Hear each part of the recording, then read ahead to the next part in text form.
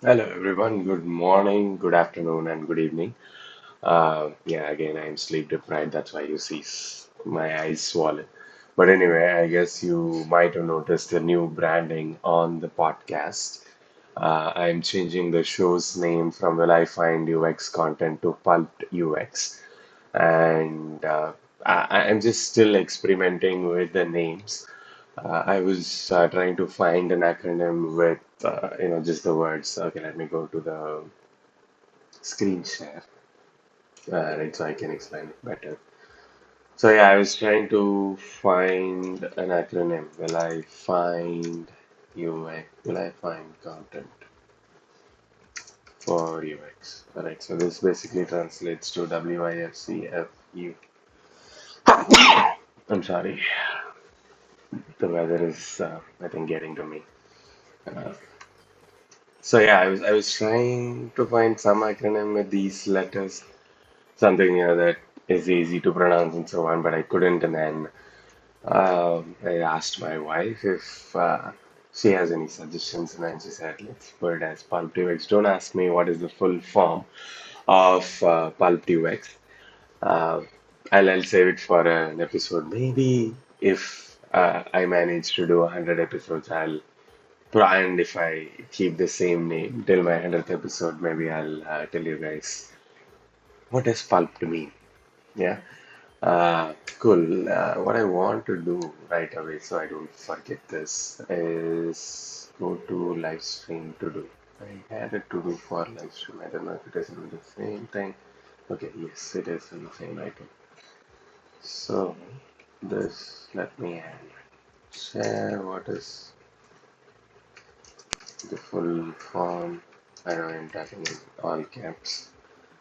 Um, for pulp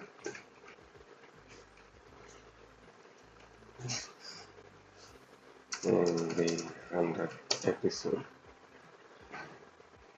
Okay. Yeah, I might even forget that if I decide to keep it. And I thought if should I add if I decide to keep the same name and so on. But again, you probably also noticed. Let me go back to thumbnails. Yes. Yeah, you also noticed the change in colors and branding and so on. So I'm trying to bring it in alignment with an umbrella brand for the lack of a different for the lack of a better word, I guess. I know it sounds pretentious umbrella brand. There is nothing under that umbrella right now except for this live stream, but I am hoping to add a few other items as well under that umbrella brand. And that brand, you probably already saw it in my shorter form video graphics. Yeah, so this is a brand. It's GUVZ or GVUZ. I made to decide how to pronounce that as well. Should I keep calling it as GUVZ or Gov? I don't know. And I might change this also, but I think I'll keep the colors and the sort of really bright, loud brand that I am going for. And even if I change the name of this. Right, and this is something that I am enjoying these days, not trying to decide everything up front. We're just figuring it out in the process, right? And iterating it. And I am very happy with what I have, the current branding, this one, and the colors that I am using, and the way I am thinking about it as a brand rather than um, thinking about it just as a logo. Logo becomes a part of a brand, and then your logo, your messaging, your colors, and illustrations, photography, and all of those things make the brand, right? Not just the logo. I don't know if I am conveying what I want to convey. But anyway, moving on. I just wanted to update you guys on why is there a change of the brand. Right. So this is good. Now, yeah, what are we going to talk about today? So we talked about, okay, sorry about this, something changed. Okay, yeah. Um, so yeah, we talked about top-down information architecture and sharing layers of change in the last episode, and I also am sorry I couldn't live stream the last couple of days. I was just taking it easy and trying to do some housekeeping, both literal housekeeping and housekeeping for the live stream. Um, so yeah, that's why I couldn't. I know that's an excuse, but I'll try and do it every day as consistently as possible, and I will try and catch up on the last episodes. Today and tomorrow, I'm hoping to do one episode, which is this one, and another episode in the evening. And I am contemplating making tool videos rather than principles because I feel like I'm running out of UX principles to talk about.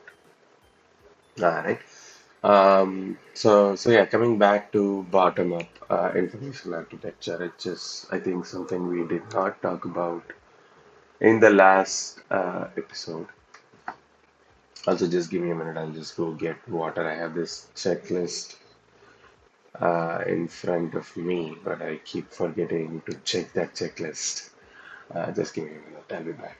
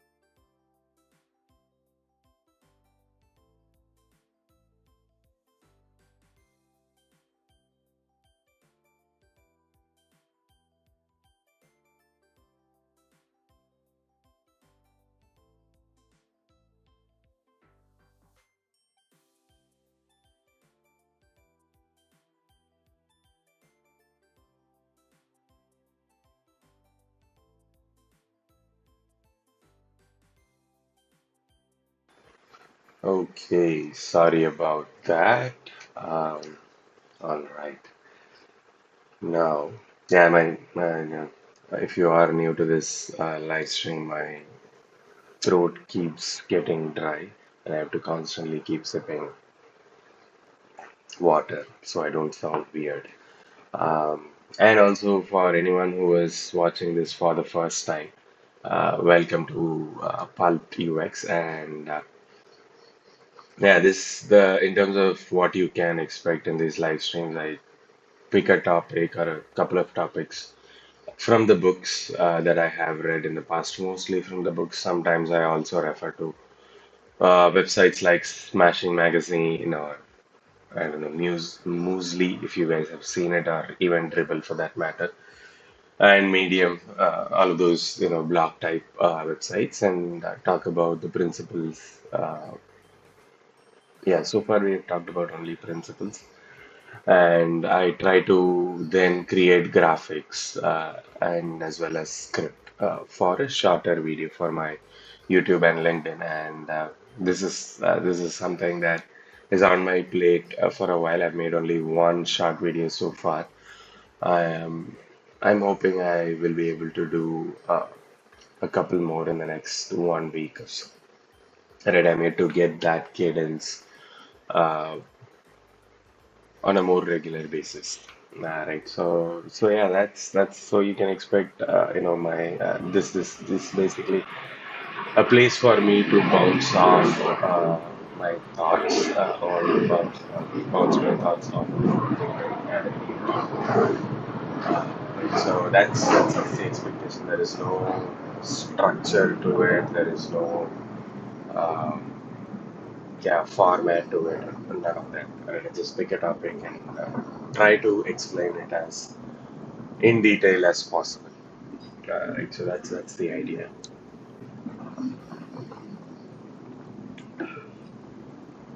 So now going back to the book and bottom-up information architecture. So yeah, bottom-up information architecture. Just a minute. This keeps happening. I think I should just open a new tab and be done with it. Yes. Yeah. Yeah, every time I switch to Edge, it shows my own live stream, and it's kind of trippy to watch myself talk on video. So yeah, bottom-up information architecture is I'm not really sure how much we talked about it in the last episode, but anyway, I'll start from scratch for anyone who is watching this and did not watch the last episode. Right, so bottom-up information architecture is when, let's say, okay, let me try and do this. I want to know about India's independence. Right, and I think this is what we did in the last episode also. Now, the first couple of links that you see is from Wikipedia. All right, now I'm going to click on Wikipedia's link and I'm landing on this page. Right, which is one of the inner pages of wikipedia.com. Now, let me do another search, and this time let me try and find, let's say, hmm, I'm thinking about a product that I can search for. Okay, let's say badminton rackets. Right. So, yeah, then I have Decathlon and also these products on the right hand side.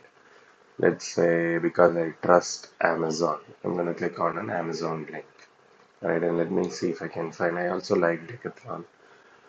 Let me see if I can find a direct link uh, to Decathlon's badminton racket. Okay, so this one.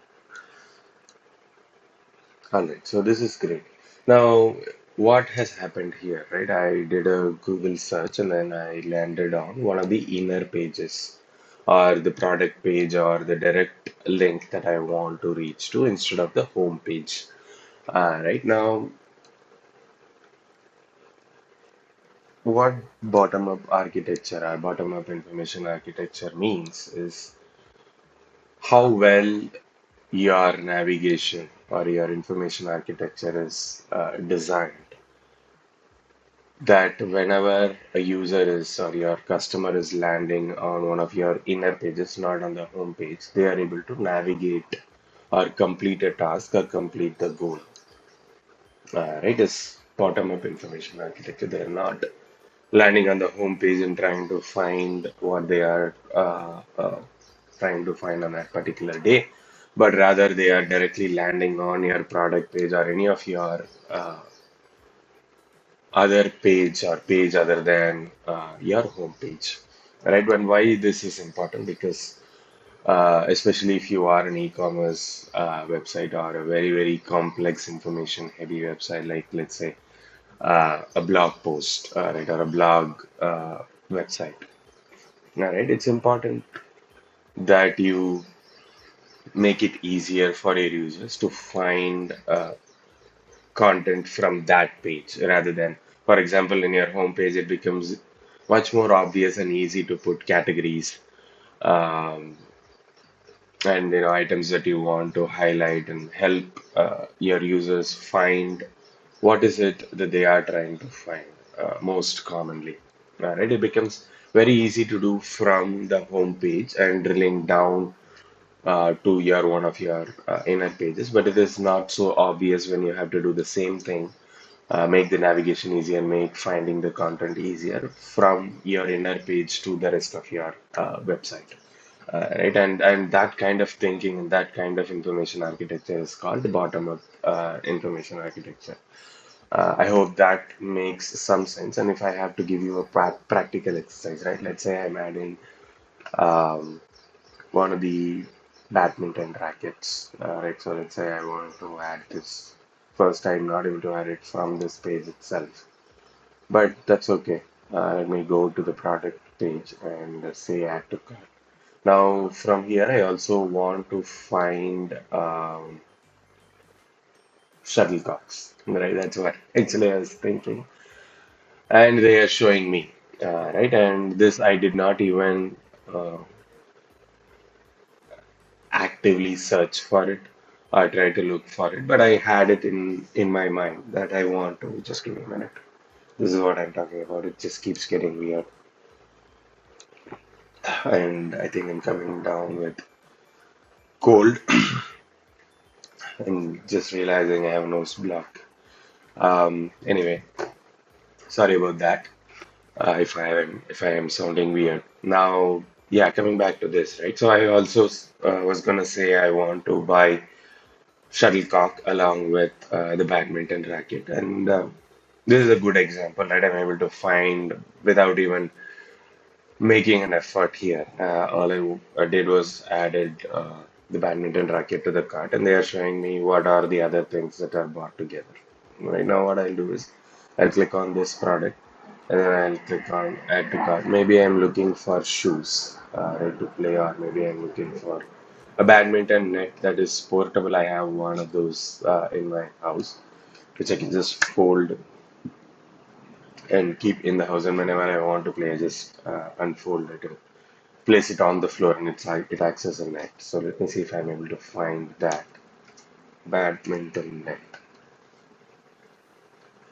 Right. So yeah, this is what I was talking about, and so this is. I mean, I always liked and enjoyed Decathlon's user experience. There are very small things, very minor things that are wrong in Decathlon's user experience. At least as a customer of Decathlon, that I'm not assessing it as a user experience designer. Uh, right. So now I am able to add it to the cart and so on. Right. And again, they're again showing me what are the other things that I want to buy, which I don't know if it is smart because I've already added these things, not as a single item. Maybe this is persuasion. Let me see if I can find the same things. Okay, I'm adding it the second time. Ideally, it should warn me that I've added this net twice. But again, one of the things that we will talk about, or maybe I can even talk about in the same today's episode, is designing for persuasion or persuasion design. Let's see if I can find the definition from Google so I don't confuse persuasive. I think it's called persuasive design. Yes. Yeah. So yeah, persuasive design is broadly defined as technology that is designed to change attitudes or behaviors of the users through persuasion and social influence, but not necessarily coercion. Yeah. So yeah, persuasion in this particular scenarios, I've already added badminton rackets and shuttlecocks. Now, what they are trying to do, I don't know if this is the intention, but this is a good example for persuasive design. And they are trying to show me a kit. Why don't you add this? Right, and even otherwise, in our very first attempt when we added the badminton racket, they are persuading us to add more products to the cart. And if we really have the need, or even if I don't have the need, I might just add it. Maybe I have just one or two shuttlecocks that is left from the pack that I bought last time. So I might just stock up a new pack, right? So I don't run out of shuttlecocks. Right, so this is another example or slightly off topic of what is persuasive design and how you can design based on that principle. Right, so yeah, and I think I'll save it for a different live stream because I want to recollect what I have read, and I don't feel confident right now to talk about it because of that, because it's been quite some time since I read about it, and it's not very often you apply that as well unless you are working on an e-commerce website. And e-commerce is the best example for persuasive design. Right now, let me show you one more example of persuasive design, which I very frequently come across in Swiggy and Zomato. Oops. Just give me a minute. I'm trying to find a screenshot from my phone. I'll just transfer it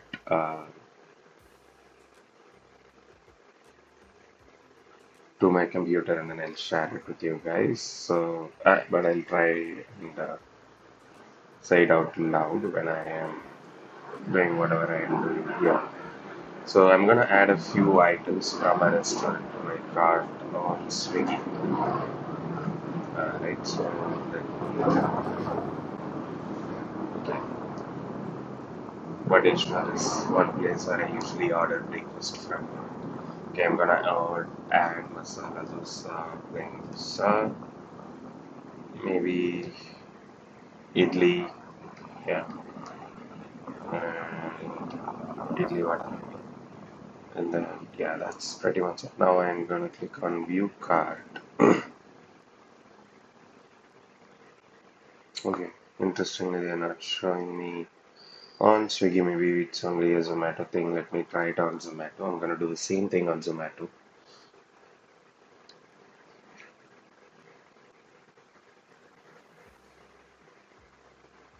Okay, now I'm going to the same restaurant and I'm adding. Okay, let me take a screenshot of the landing page for this restaurant, and yeah, I'm adding an onion uttapam. Alright, so I want to share a screenshot of these items. They are basically showing me something interesting. I don't want to spoil it for you guys. So I've added onion uttapam, I'm adding vada, and okay, I'm gonna take a screenshot of this also. And I'm gonna add idli separately. Maybe I'll add cheese wedge. Okay, so alright, now I'm going to go to the cart.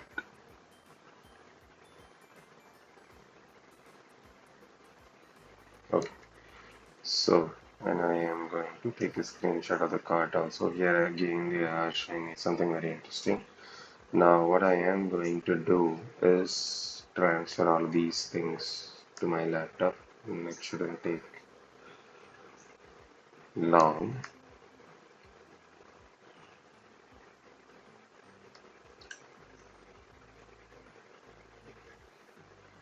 And I'm just airdropping it. It should be there in my laptop any minute.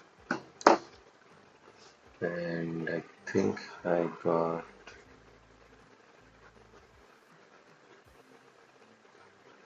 Okay, yes, I have them. Let me transfer them to Figma. And let me see. Let me open a new FigJam. Yeah, maybe persuasive design is a good topic to talk about. But again, like I said, I just want to refresh my memory, and I'll definitely talk about it in tomorrow's episode. All right. So yeah, this is a great example for.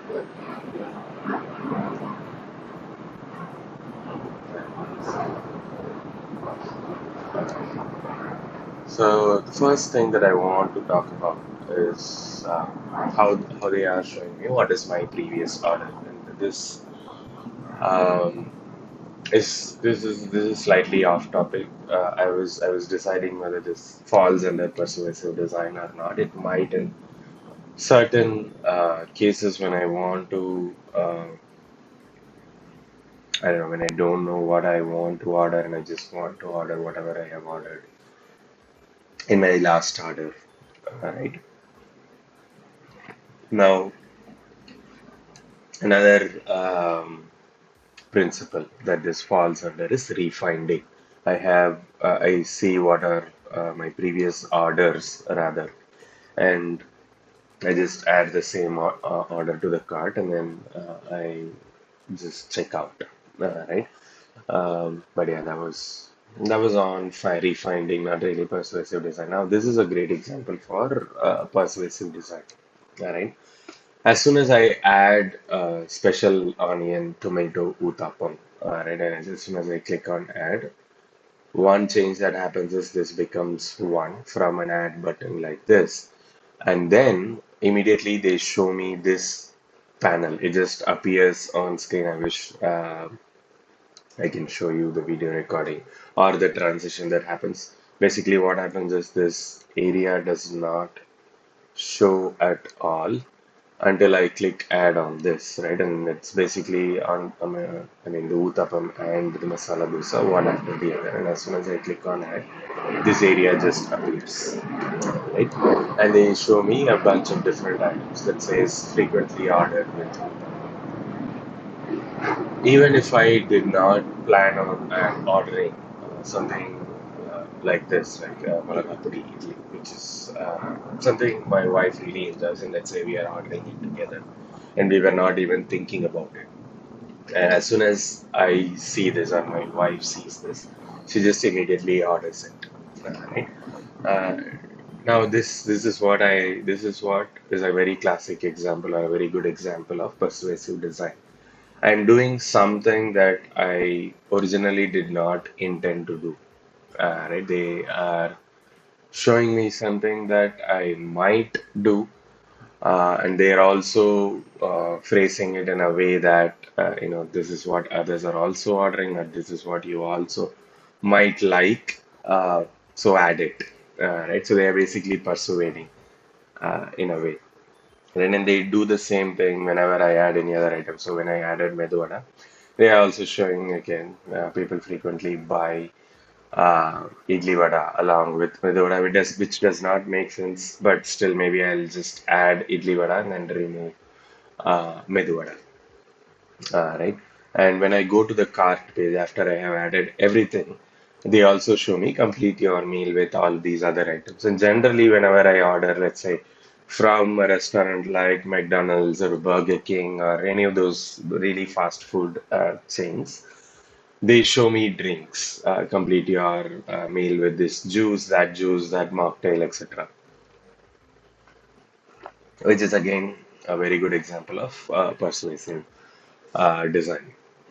Right. So yeah, something I thought I'll share because I came across that particular example from Decathlon. Right now, I think this is where I'll stop today's um, live stream. And just a recap of what we talked about today. One is bottom-up information architecture, which means whenever your users or your customers are landing on one of your inner pages, right, or any page other than your home page. Right, and this inner page is a term that I learned from my Cognizant days when I started my career. We talk about the home page and plus how many inner pages you have, how many unique inner pages you have, and so on. It sounds weird every time I say inner pages, and this is another thing in my live stream. I just tend to go slightly off topic and blabber about it a little. Now, coming back to the recap of bottom-up information architecture, anytime your users are landing on any page other than your home page, how effective and how good is your navigation, or how good is your information architecture that your users and customers are able to find what they are trying to find? Because any page that they are landing on may not be what exactly they are looking for, right? And then they might want to, or they should have the ability to find whatever they are trying to find from that page itself, from that particular page, which is not the home page, and consciously trying to avoid saying in that page. Right. So that's bottom-up information architecture. Now, we also saw a few examples of persuasive design, which I will talk about in detail in another episode. I want to refresh my memory. We saw how very close it is, when somebody is persuading you in person to buy something, right, or look at something, and so on. Right. So yeah, with that, I think I'll close today's live stream. And until tomorrow, let me go back to my OBS. And I'll see you guys tomorrow or I'll see you guys, in fact, today evening, and we'll see what we can talk about, right? Certainly not persuasive design. But yeah, until then, see you guys. Bye bye.